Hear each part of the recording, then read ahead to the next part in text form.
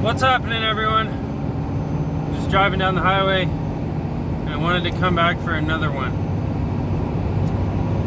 The title of this video is going to be the true definition of a high value man.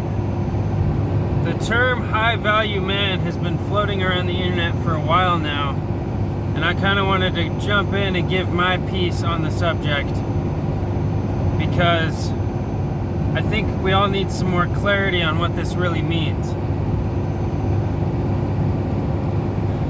And in some ways, this video is kind of a response or a reply to Kevin Samuels, because I feel like he's the one that's really popularized this term and brought it into the mainstream focus.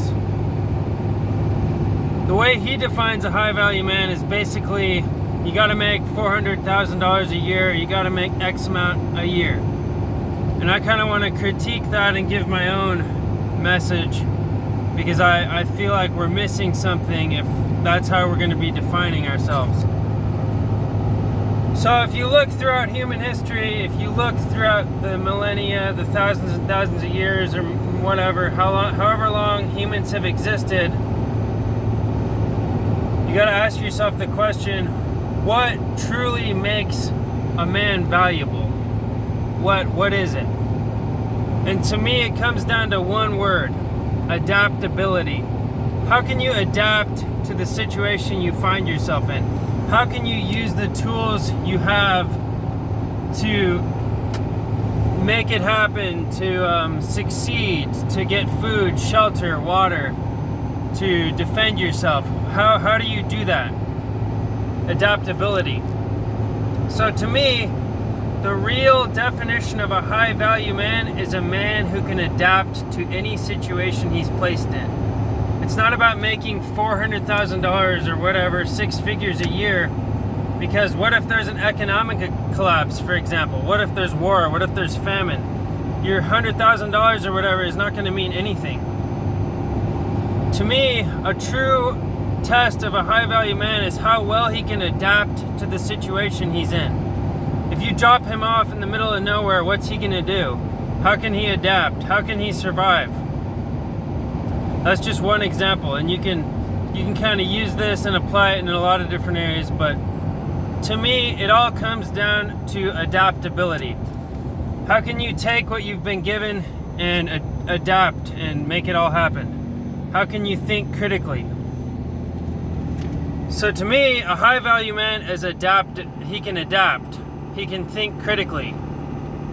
He can control himself. He's a master of himself. He's not a slave to his lower desires. He's not a slave to his lust. He's not a slave to his hunger. He is a master of himself.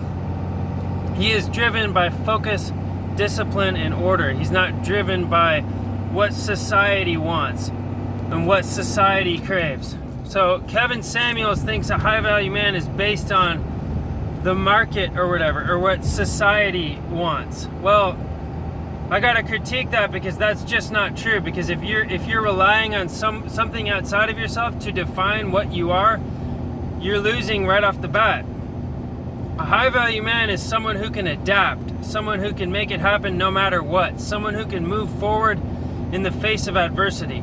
It doesn't have to do with the dollar amount. It has to do with an innate hunger, an innate desire to survive, to win, to adapt to any situation, to be able to move forward no matter what. That's a high value man.